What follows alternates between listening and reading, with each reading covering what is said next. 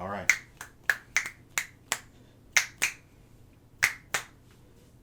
Olay. Olay, the Jiraiya. What's up? We're here again. He's still going off. He's crazy. He's gone insane.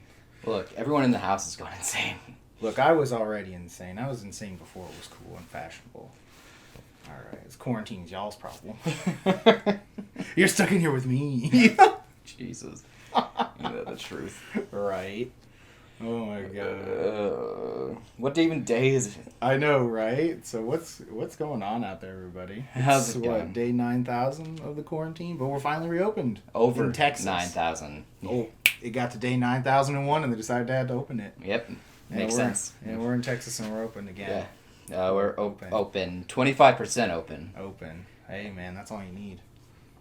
No, 45% of your rectum is all you need. Oh, really? Yeah. Oh, okay. Is that a quote from something? Yeah, What is that from again? Futurama. That's right. That's Yeah. right. That's pretty funny. That's from my the movie. God. Yeah. It's Yeah. been a long time. Yeah. Oh, man. When he finds out he's got a tattoo of Bender's ass. Yeah. That's pretty funny. The only way. Yeah, that's a good movie. Right. Yeah, things to think about watching again. Futurama. Enough with the Futurama reminiscence. Let's get to this sweet fucking art. Yeah. There we go. Look at me cheating. I know, right? This one I have more of the stuff where I slowed it down. So the beginning is a little slow, so it starts off like nice, so you can kind of see what you do at the beginning. He's cheating here. He's divided into grids, and he can't even cheat well. No, I can never, see. Never once been able to cheat well. I can only assume he's stabbed through the middle of the page also. I don't know where it is. Yeah, probably still. Yeah, see, and then it'll pick up. Cha, done. Yeah, that's funny. I was like, I think I definitely stabbed through that paper. That paper is thin. It's it's printer paper, so yeah, Mm-hmm. you know. Right. Yeah, and then here we are cracking all the lead. Yeah. I still don't understand why that blue lead, so it says it's 0.7 and that pencil says it's 0.7, but if you click one time it just goes whoop, all the way out. So I'm like, man, I don't understand. Is the blue lead somehow semi-thinner at 7.7? Right. The blue thins it out. You know, blue. Yeah. Super you know thin. How it is. Blue just makes you smart and thin. Yeah. Man, if only. Right. I think, in the last video, weren't we both wearing blue? Yes. Yeah, right? Yes, we must have looked so smart and thin. So smart, so thin. Smart, think about it. Blue is the color of smart and thin. It's true. That's why Shane wanted to play it. That's true, right? So what is this piece exactly? Tell us a bit about it. So this piece, gosh, I don't even know if I want to start from the origin of it. So basically the idea of it, I like the idea of... well, it ties into last week's piece. It does tie into last week's piece with the Smith, yeah. Mm-hmm. But because there is a weapon called Collium Solis. Something like that, yeah. It translates to the sun sword. Yeah, it's a sword. The sun blade. Yeah, it is a sword that is imbued with the power of the sun. It's basically a lightsaber. Yeah. It's like an OG lightsaber. Pretty much. And it is a type of weapon that kind of has to determine if you're worthy or not to use it. Yeah, that's part of it. And this piece is basically to showcase what happens if you're not worthy to wield the piece, to wield the sword. Sorry. Mm-hmm. You know, you can wield the piece. You can wield the piece. Wield the piece. Gosh, I'm just thinking of that dude that was used his dick for the bong. Right. Yeah. Dick so big he uses it for the bong. Exactly. But, man. Just put the lighter in your balls. Basically, I wanted to showcase kind of an idea of somebody being burned from the inside out because of a sword. I've always thought that was kind of cool. It harkens back to the Indiana Jones, where he chose poorly.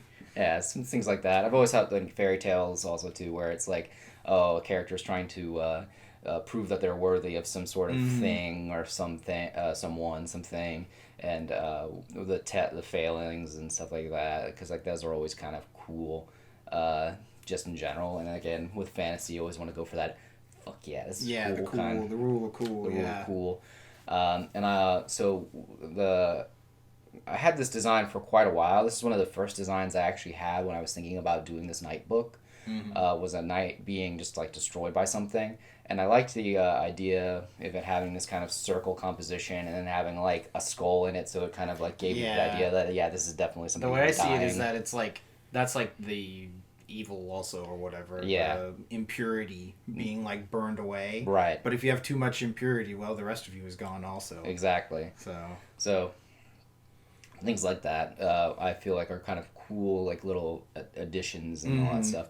Once we get to the color aspect of this too, this one was a little tough because when I originally had planned, it was going to be a much more muted color palette because I was like, oh, it's we play a lot of Magic here, so like I'm like, okay, in my head this card is a black card, therefore I have to use very muted color palettes, use a lot of grays, things like that. But it's the sun. It's the sun, so like again, once we get to the color, you'll see that it's like, oh, yeah, I gotta do a much more bright color scheme because it's the sun that's kind of doing this. So in actuality, this card, instead of being a black card, is a white card. It's probably like a white-red card. Yeah, something a Boros. Like it's white or white-red is what it would be. It's funny, actually. One of the things that I tend to think about whenever I do these illustrations is kind of assign a color palette to them via thinking of it in terms of a Magic card or Yu-Gi-Oh card or something like that. Because you do that a lot. Yeah, we always have a joke where after we draw the art, we just say, "You play this card from your hand. What does it do?" Yeah, because again, like it's something that's a big part of our influences. So you know, yeah, I'm coming back with the compass to make sure that I got the circle correct. Yeah, this is where we go to inking. Yeah, this is I remember we had talked about this last time when I was using a nib pen and I was using the spoon bill. There you go. Nib. Got there. There you go. And I was like, man, I'm not having any good time with any of these lines. Not being able to get, like supple curves, varied line weights, and having good control over it. So then I realized, oh, that's because I need to use this nib, and this nib has been just phenomenal in terms of getting the varied line weights, getting all the cool textures. Yeah, and I think also it didn't help that the last paper I was working on with the nib was watercolor paper, while this is more Bristol. So this is a paper that is smooth. Watercolor paper, if it's cold pressed, tends to be a little rougher, so it makes it really hard for the nib pens to do anything, just because of the fact that it's having to deal with the texture of the paper as well. And nibs like a much more smooth surface to be able to function properly. How it goes sometimes. Yeah. But yeah, this one again, I wanted to do. The reason I brought up the nib for this one in particular is because these fumes, this fire that comes off of it, I wanted it to have a very how to put this textured feel to it, that like with even without the color that you would see and feel a kind of movement or something like that. And for that, I feel like small thinner lines were appropriate for this, and I don't think I could have gotten this effect with a brush. So here we are doing it with this. And then as you can see here, one of the things that I always like to talk about too is you can see I'm turning the paper around a lot. A lot of people have this weird notion that you have to keep the paper static. Yeah, and only draw that way. But you can move the paper around. It's no real rule on that. Yeah, man. You don't have to nail it down. Yeah. Also, it's really funny. If you look at the way I draw, I'm also technically doing this kind of wrong. When you're right-handed, you want to start in the top left corner. Oh, yeah, we mentioned that. Yeah, you mentioned that before once. Yeah, and you want to go down that way. But the reason this is also why you have to take so many gosh darn breaks in these things is because I'm like, oh, frick, I've drawn myself into a corner. I need to let it dry. Oh, well. That's funny. I need to let it dry. Oh, no. Here we are. I have to stop because now I'm going to smear all the ink if I move. Oh, well. Yeah, I like this picture because also the circle, like the sun in the back, and just like this guy's knight helmet kind of makes it look like Dark Souls-ish. Yeah. A little bit. That's probably another reason why I originally was thinking that it was going to be a lot of darker colors, as again, Dark Souls was an inspiration as well. But yeah, I can kind of see where you were coming from too. When there's promotional art for like Game 3 that's kind of like that. Yeah. Where the eclipse is like behind them. And stuff. Which is just funny to think about too, just because I'm like, oh, that's right, I completely forgot about that. And we talk about influence and stuff like that, where I'm like influenced again by like the Magic cards, Yu-Gi-Oh cards. This one also has a lot of inspiration from Berserk. in terms of like the techniques I'm using, with like the lines being much more hatchy and stuff like that. But like I didn't even think about how I was being influenced by Dark Souls for this piece. That's what it reminds me until of. you mentioned 3, it. that's kind of similar to this. Especially because I never really played 3. I only the only one I actually full on played was 1. It was Dark Souls 1, and then I watched my brother play 2. Then I never really. I heard 3 was not worth playing or not worth looking at. 3's tight. I couldn't remember because like no one, I can't remember. Was it? Yeah, because when everyone played 2, they were like about it, so I never really heard anything about 3. Yeah, nobody. A lot of people say they don't like 2 because it's different, but 3 they went back to a lot of stuff from 1, like lore wise and setting and things. Gotcha. Like that. So I'm going also back over a lot of this stuff with a brush to make sure that the specific lines that need to outline it are thicker. Again, kind of trying to go back around it, making sure that what needs to be thickened up is thickened up. And sometimes with thickening lines, I just find it easier to use the brush or darkening things using a brush rather than the nib, just because if you actually feel the texture of this paper, you'll find that it's like just really rough because of all of the way that nibs work is they kind of, especially since I press so hard on it, it cuts into the paper a bit. And that's a thing that apparently I need to work on because that causes that. I know the feeling. If I try to write real fast IRL, I grip the pencil like so hard my hand starts to hurt. Yeah, it's a thing that I got to work on. Like apparently people like what is his name, Jeff Smith. For those of you who don't know, Jeff Smith created the series Bone. That series originally was done in just explicitly nib, but the way everything was done was like you couldn't tell. Like it was just so like fluid. It looked like it was made with a brush. And halfway through Bone, he got such bad carpal tunnel couldn't draw it for a while because of how hard he was holding it. And he had to reteach himself how to draw with a brush. And the way he now draws is he holds the pen so lightly that if you came up behind him, you could just easily pull it out of his hand while he's in the middle of drawing a line. That's crazy. Which I'm like, that's hella rude. Don't do that. Like, why would you do that? That's the equivalent of like when you're a kid and you go to throw the baseball and someone like stops your arm there. Oh, that hurts so bad. Yeah, no, fuck that. Oh, you can't imagine. If that's never happened to you, you have no idea how much when you're going forward and they just like stop your arm. Yeah, it hurts. It's miserable. It's also a martial arts tactic too, actually. Yeah, okay, that makes sense, yeah. For all those baseball themed enemies you have to fight, like in Streets of Rage or something? Sure. I mean, I was going for the fact that like when someone picks up a blunt object or a large or sword, things like that, a lot of people's native instinct is to back away, but you're actually supposed to get in close. Reason being is because your arm is like a lever. Yeah. And the power's at the tip, not here. Yeah. So if you get in close, you stop them. You can stop them, and then there's no momentum. Also, this just hurts like a fucking bitch. It hurts if you're going to throw like that and someone just stops your arm. Yeah. So. It's miserable. Fun facts to learn today. Right. Yay. So people out there, if someone picks up a blunt object and is trying to smack you, just rush them. Rush them. Straight rush. Straight rush them. Just go right at them. Yeah. It sounds counterintuitive, but that's how that works. Yeah. Science. Just hit them hard. Hit them hard. Right here. Levers and shit. What a weird tangent to get on. Oh, I know. Yeah. Right? These videos are always exciting because we never know what's going to happen in them. Yeah. Just like when we're drawing this and we never know what we're going to put. So, like, this guy he has these flowers on him, so we're going to have to find something to put flowers on, probably. Like, I have an idea of kind of... you're talking about the new piece. I was like, there's no flowers. Yeah, this one. Yeah, there's flowers on this armor. That you mean. I'm sorry. Yeah. I thought you were talking about the piece that we're working on now. No. I meant this. Yeah. You're talking about like pauldrons. An emblem, yeah. Their shield has a flower symbol. Yeah, that too. So now we just kind of free roll some of these designs, and then we go back and see if they're worth adding somewhere later. Right, like the snake having the eye thing, the necromancer having the eye thing, and then putting it onto the swordsmith. Things like that. The jewelry. You mean? It's like a crescent, the little crescent thing. Yeah. The didgeridoo, yeah. What? What? Yeah. Okay. Yeah, didgeridoo. Sure. No, it's a whatchamacallit. You want thingamabombs? Right. I've got 20. But yeah. But who cares? I want more. He's always got to fucking sing. Look, man, I like to sing. Fuck off. That's funny. But yeah, it was like you were saying, when we said this before, when we started this, there was just going to be a bunch of knights.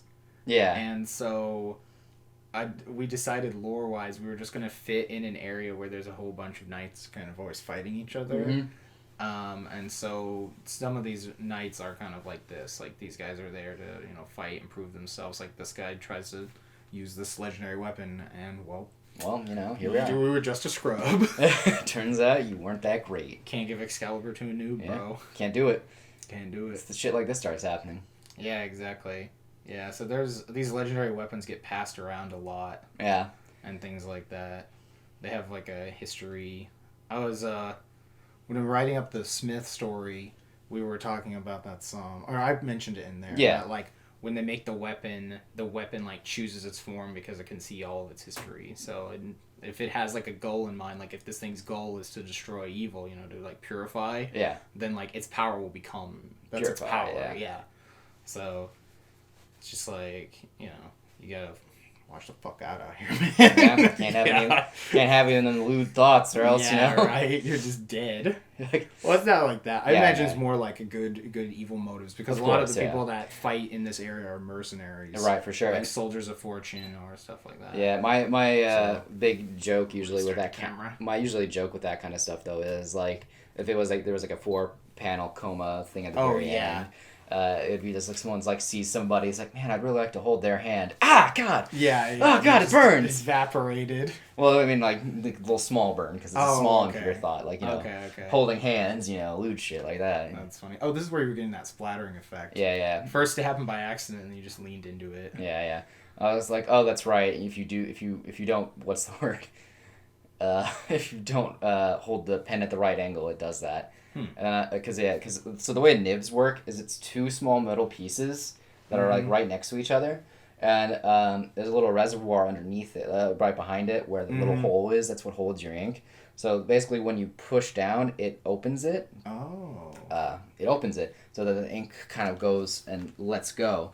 But if you do it sideways, what will end up happening is sometimes it'll do like this, and sometimes it'll do like that, and then sometimes it'll just, not move at all. Mm-hmm. That's why when you're doing nibs, you have to make sure you're doing, like, flowy kind of motion. Flowy motions, and also have to make sure that the it's like counterintuitive, because when you look at pencils and stuff like that, you look at the pencil, it's round all the way around, so you don't think about what matters on the side. But when you have a nib, I'm just gonna grab one. Here. When you have a nib, it's pretty much. I'm gonna put it closer to the camera. When you have a nib. See if it'll focus on it. Maybe not. Focus, whatever. No, it's not doing it. Well, whatever. If you have a nib, it's flat on one side, basically. Mm-hmm. So you have to make sure that the flat side is always constantly facing towards the paper, or else you'll sometimes have it where it'll like skip. See, like if you look at it closely. Oh, I can see that. Yeah. Okay, it's kind of cool. Yeah, when you look, it'll skip, and then all of a sudden, like, splatter everywhere. So, fun fact about nibs. This is looking good though. Yeah. It's funny, actually. I think we talked about rapidographs last time. We did talk about rapidographs last time. Art materials, yay. Mm-hmm. I love my art supplies. Right. It's fun fact. Actually, that now makes me think about it, too, is I used to work in an art supply shop, so I guess it's another reason why I know so many random things. Well, it's not random if it works with your interest. Yeah, I mean, I'm talking about, like, for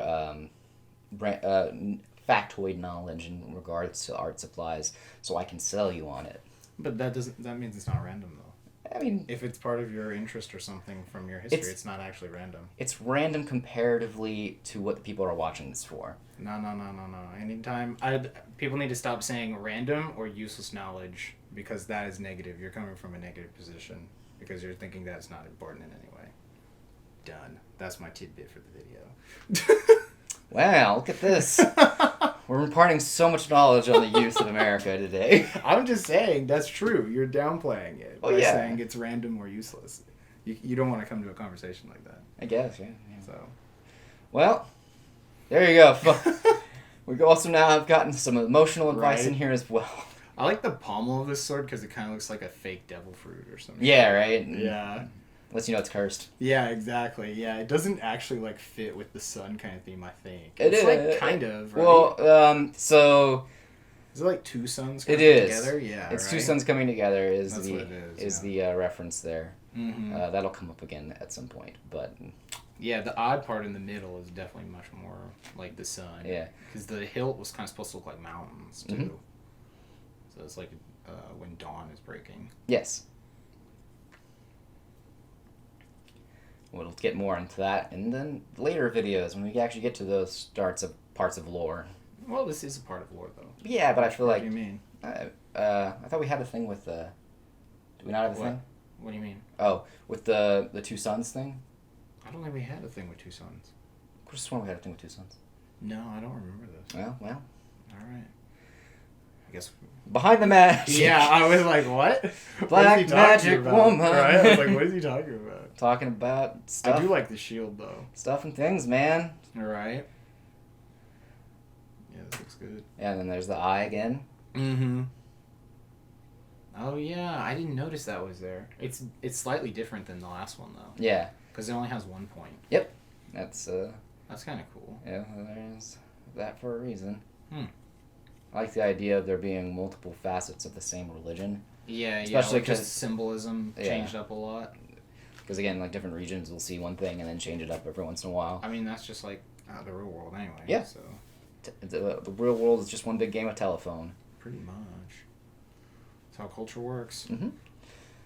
But here we are, adding a bit more fire here and there. It's funny. So I took this hand that's underneath there.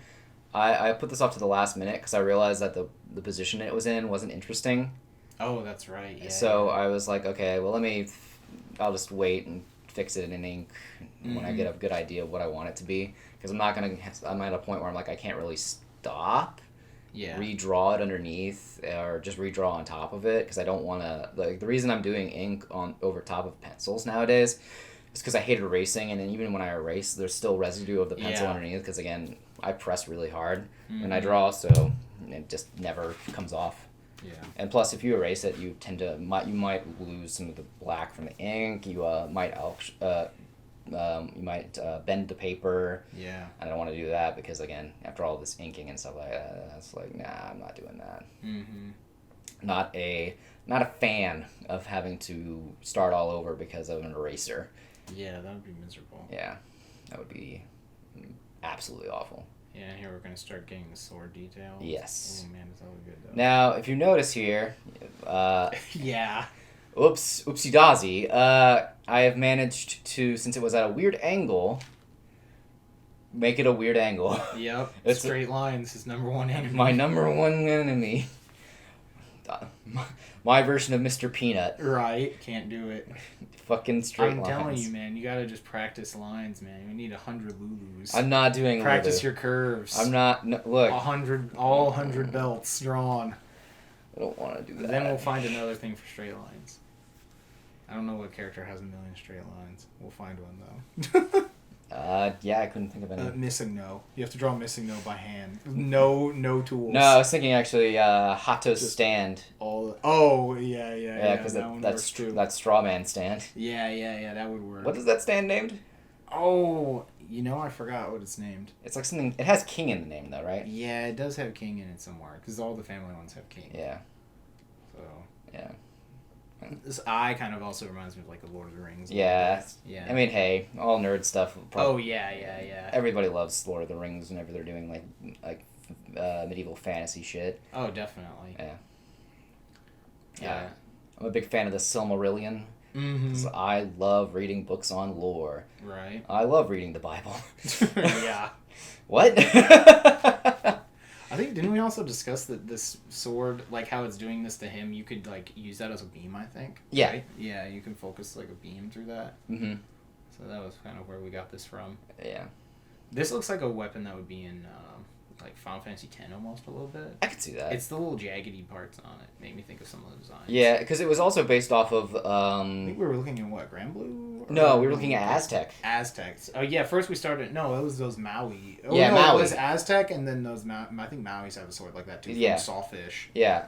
But yeah, it started as like one of those Aztec swords. It's like a bunch of obsidian blade pieces. Yeah, because the reason this sword again, because we like took a lot of different cultural references, and we thought, oh, they worship the sun in Aztec mythos, so why don't we try to make the sword kind of representative of that thing?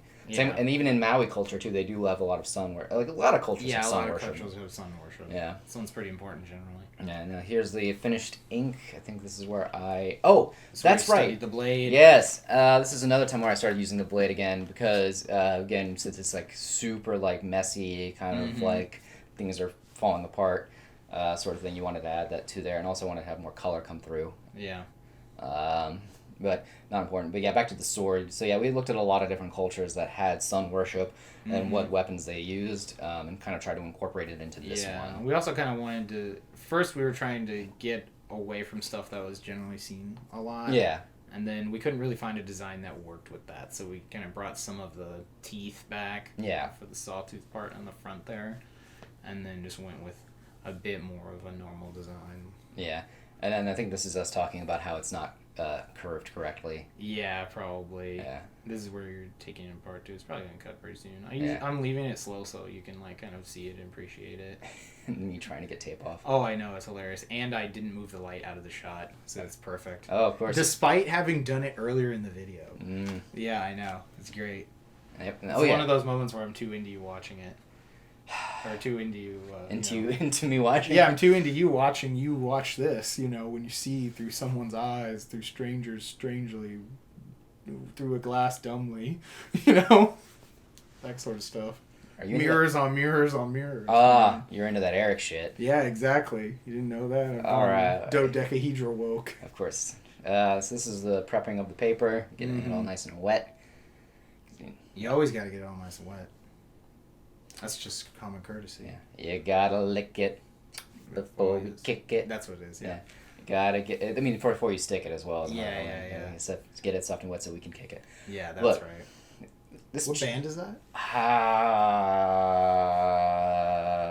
don't know. That long ass. I can look at it on screen. Yeah, right. No recording. I can see it in my head, but I can't like. Yeah, that's funny. I just know it was like called like Dragons Lick It or something like that. That's funny. Think of the. It's like a Jamie sounding song. Yeah, right. That's funny. It's a giant shot of your head here that I probably should have cut out. That's what the fans came here for, right? You're right. Giant shots of the back of your head. Yeah. Also, since you lean over to get the paint. I gotta, You need to move the paint to the other side, damn it. No! I don't wanna. My desk layout is convoluted, makes no sense, and I like it that way. You would. I would, yeah, and I do. You would fucking like it that way. I do. So I like to make things complicated and hard for everyone involved. You like to go full Avril Lavigne on the situation. My God bless. It was like look, we're gonna have to have the song counter in this too, I guess. These fuckers keep adding counters for me singing nowadays just because of I just like to sing. That's funny. Look, man, sometimes I just like to sing, and I'm not dumb. I like things simple. I just like things that are easy. Oh my God. We have a lot of fun here. We do have a lot of fun. We do have fun. Yeah, this is one of the ones where you decide to paint it more with the lines. Yes. Quote, inside the lines. Yeah, inside the lines, yeah. Quote. I think it was because just afterwards we had done a piece. No. I don't know if this was before or after we had done a piece where I kind of went outside the lines a lot. Yeah. The timeline on me doing these pieces is a little skewed, so I don't know. I don't remember much anymore. It's the quarantine, man. I can't remember shit. No, I think you did. Because the Smith one, I think, was the actual last one. That's right. I still have them saved in like order, so you were like mostly in the lines on that one. Yeah. Again. But you change it up all the time. Yeah. Plus, this one works better if you stay quote in the lines. Semi in the lines. This was also one of those ones where I was like, I'm using the same color palette for the Smith, and this one I was like, I need to change it a bit. Because again, this is where we talked about how I thought it was going to be a lot less color in this, but then here I am doing all this color, and I'm like, because it's the sun, obviously, so you're going to have to have a lot of yellows and reds and oranges. And then I'm like, well, I need something to be the background, and something that would be a color that, contrasts this yellow and orange really well. So I end up doing some blues and some greens. Yeah, there we go. There's the green start. Yeah, because green and blue, being the cool colors that they are, complement these reds and yellows very nicely. They're very cool. Just remember, if you want to be cool, you got to compliment nicely. Sure, man. I'm trying to have... It's common courtesy. I'm trying to have a discussion here about art, complimentary color stuff, and here you are. Making it a fucking meme again. Life is a meme. Life is just one big fucking meme. Life is just a meme. Yeah, but this is another thing too. I was having trouble with earlier when this piece was that it was like too light, and I was going too soft on it. Then I remembered a famous phrase from my professor from college. It's like, don't be afraid to fuck it up. So that's when I started going and doing like this really heavy dark blues and things like that, and using like the shape of the brush to try to make these textures and stuff like that too. Yeah, because at worst you could always just chuck it and start over. Yeah, exactly. That's the best part about doing it on a separate sheet. Yeah, and then also I knew at one point, this is also when I saw I had all these oil pastels, and I was like, oh, I probably could just go over top of it after this too if it ends up not looking as good as I want it to, because again, I like get multiple times to go do what I need to do. Yeah, and then me trying to go in again, adding some more yellow, adding some textures. I kind of like, when I was doing it like this, I was like, oh, I'm kind of doing it in like a Vincent van Gogh sort of style with like doing all these different like brush, like tapping sort of things. So to try to get it to be a bit more abstract, adding a bit more yellow, a bit more green, things like that. Make it more red. Like basically I'm just going over now to try to make it all darker and a bit more concrete. Yeah. A bit more of like, what's the word I'm looking for? Intentional rather than just kind of pussyfooting around. I like it better with the colors being a little more wild since it's the sun again. Yeah, again. You know? So the sun's pretty unwieldy usually. Yeah. And it's weird too whenever you look at like the sun through other things too. There's all these random colors on the sun itself as well. Yeah, everything's always churning and stuff like that. It's very chaotic. Very much so. And then this is where we get the blue powder, I believe. Yeah, there we go. Blue powder life. Yeah, because I wanted to make sure that the textures around this, where those like blues and greens are all very different from whatever's going on over here.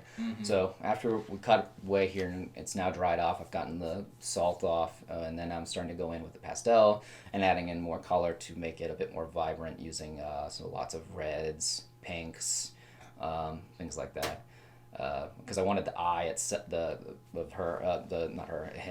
the knight here to be like a real solid focus, and I thought, oh, wait, this is a color that hasn't been used yet, is pink. Was that supposed to be an eye? I thought that was like the epicenter of where they're getting burned. Do you mean eye like that? Like yeah. Storm? Yeah. Okay, yeah. Yeah, that's like the full force of that beam. But that's where it's also focused too, is right at the eye too. Oh, so. okay, that makes sense, yeah. And then I don't really have as much experience with oil pastel. Oil pastel is one of those ones that I really enjoy doing because I like how you get to basically use your fingers a lot and it makes all these cool textures and tones, and they're very vibrant colors. These help this piece a lot, in my opinion. Very much so, I agree. It's just and I usually do use oil pastel a lot. Oh, you want to get the camera? Oh, you're right. See that. I'm too busy talking. Yeah, I like oil pastels a lot. I usually use these things on actual canvas pieces, like big paintings and stuff like that. I actually have not really used it on watercolor paper before, without having a what is that thing called? Usually, whenever you want to put pastel on paper, you have to put a clear coat over it so that the pastel can be grabbed. I just kind of went straight to the watercolor paper because I thought, the watercolor paper tends to have that texture to it already. Yeah. So I thought it would be able to grab it and do interesting things with it, / be able to get some good tones off the top of it. I've done a lot of different stuff with watercolor paper, and like I'll use marker over top sometimes. I'll use colored pencil over top. I'll use you pretty much started using almost entirely watercolor paper type stuff lately. Yeah, I think it's good though. Yeah, again, it adds an extra layer across all the stuff here too. Yeah. But yeah, I wanted one of the things too is trying to get more detailed with what's going on in the picture. The oil pastel allows me to like add a bunch of texture because the oil pastel, like I can make all these cool lines and stuff like that and then blend over top of it, and they kind of blend together. And then adding this dark purple here too makes it so that you can see the armor a bit better and how it's like affected by the light that's being cast by this like weird sun effect. Yeah, so again, like the I want to say play patterns. It's funny. Yeah. The patterns that you can, the play patterns you can make with pastel. I'm just gonna lean into it. Just go with it. Yeah. This is Alpha Matt. He leans into what you can do with pastel. Yeah. What you can do with pastel. The effects you can get. The effects you can get are very cool, and it does add a lot to fire in this regards. Yeah, definitely. Because it has this kind of crazy texture that goes along with it, and it feels like more. real kind of. Real, yeah. It just looks. You can tell there was something physically there. Yeah, that's one of those things too. We talk about. We jokingly. Well, we have a lot of conversations about how we don't like newer films. Oh yeah. Because of the fact that they're all CG. I do not like CGI stuff at all. I would much rather watch old school Ray Harryhausen. Yeah, like practical effects because they're physical things. It's a physical thing. So you can actually feel it too. So, like with this kind of stuff, you look and you see like there's actual paint being used. Yeah, you can tell the difference. Or actual material. Yeah, even if it's going to be a print of it, and I'm going to digitally come over top of everything. And, you know. Yeah, so many people will say that at the booth. They can just tell. Yeah. Instantly. Yeah, which is funny too, because the latest piece I did for a contest piece was completely colored digitally, and I sent it out and it looked traditional to some people because I used a bunch of filters and effects to make it have that kind of texture look. I mean, the line art was still traditional. Yeah, but I'm just saying. But this is one of the things I always like, is I like things that look like traditional pieces, because not because like they don't. I don't want to say digital art doesn't look like real art, because it is real art. Any form of art is art. Digital art looks like digital art. Yeah, traditional art looks like traditional art. Yeah, there's just a look to the traditional art that I like better than digital art. But like being able to see and touch. And because if you go to a museum and look at an actual painting, it's a very different experience. Very different than when you just look at a print of a digital piece. Yeah, there's a weird disconnect from the digital piece as opposed to the traditional thing. I don't know. For me personally, it's the feelings that go into a digital piece versus the feelings that go into a traditional piece. I hate talking about it like this because I never want. Everyone worked hard to make their stuff. Yeah, exactly. Because like everything. It's just something about it's like that concept where if something is heavier, it feels more valuable. Right. That has no basis for almost any reason. Yeah. Like in modern, like contextually. Yeah. But it works in retail. If you make something heavier, it will feel like it is worth more. Exactly. Like it's because intrinsic value. It's so weird because people always talk about how you're doing digital, therefore you're cheating. I'm like, oh, that's not how that works. Yeah. Like, I want you to try to do digital work. For me, I have a horrible time doing digital work whenever it's, like, wanting to make things lewd or look, like, soft or things like that. Because, again, like, I just don't understand how they do these things. Mm-hmm. And, again, it's a different tool set.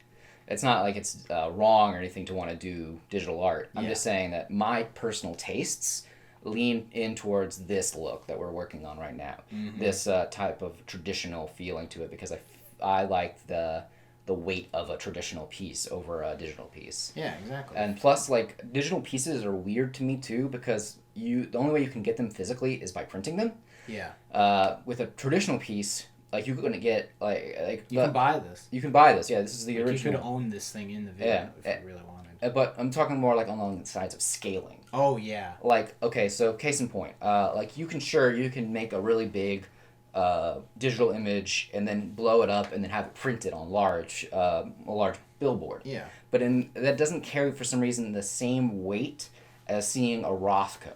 Yeah. In person, because Rothko paintings are actual physical paintings that are like the size of walls. Yeah, they're huge. Huge things. Or like seeing like paintings like the Sistine Chapel. Yeah. Those are huge, and you can still see everything from the scale of everything. Mm-hmm. You can't, for some reason, like that carries more weight to it than a large billboard piece. Because again, like I think it comes with the mindset of a digital piece versus the mindset of how you have to make a large canvas piece. Because it's like, oh, you have to be in a large space to do it. Whereas in the digital piece, you can just do that in the comfort of your home. You can make the painting 100 feet by 100 feet on your computer screen and it'll still fit. Yeah, I think that's probably what goes with it too. Is like the labor intensity of it feels, I guess, different when it comes to traditional versus digital. Yeah. Because like me doing this with my actual finger of blurring it out, and I mean that's how it goes with. It's because you're using different tools, and whenever tool sets change, that's the whole thing with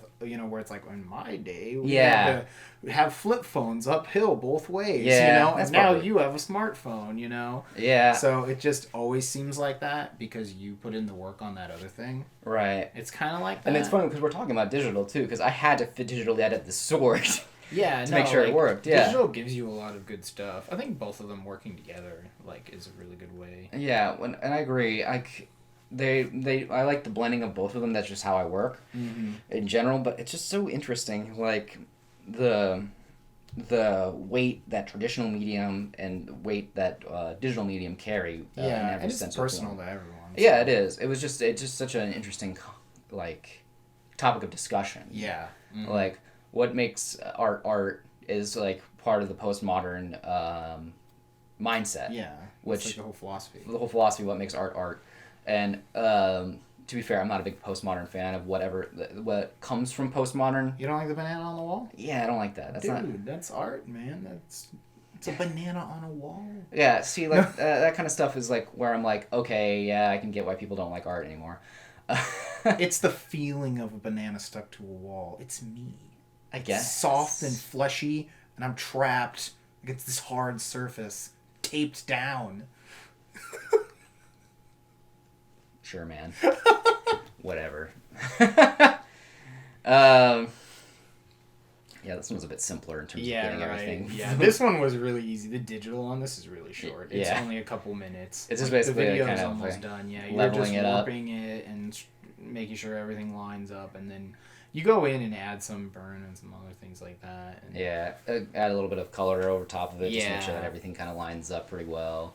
Because since I had to change where the sword was, I had to start going in and adding a bit of lighting here and there to make sure that everything fit properly. Mm-hmm. And it's also cool just to see all the texture and stuff underneath. Oh yeah, it looks really cool. Again, this is a technique I learned from reading Batman Year One and being able to talk with the person who drew it and saying his wife painted everything underneath. And you mentioned that. Scanned it in later. So I was like, oh, that's an interesting technique. I'm going to try it out and make it my own. Yeah, that's how you get stuff. Yeah. Take an idea, make it your own. Mm-hmm. I still think the leg looks a little weird. I wanted to showcase more body. I know, yeah, they're kind of like doing a turn. Because, So. Again, that's the more fine artist portion of it, where characters have weird posing that doesn't really work in reality. It's kind of odd in real life. I'm trying to do it, and it's a little weird. Look, man, I read JoJo. I know, yeah, no. After you see JoJo, you're like, yeah, I'm sure that pose must work. Yeah, it must be. It must be. Yeah, it must. I always gotta hit some JoJo. Yeah, no, that looks really good. Yeah, again, I was not expecting it to become this brightly colored piece.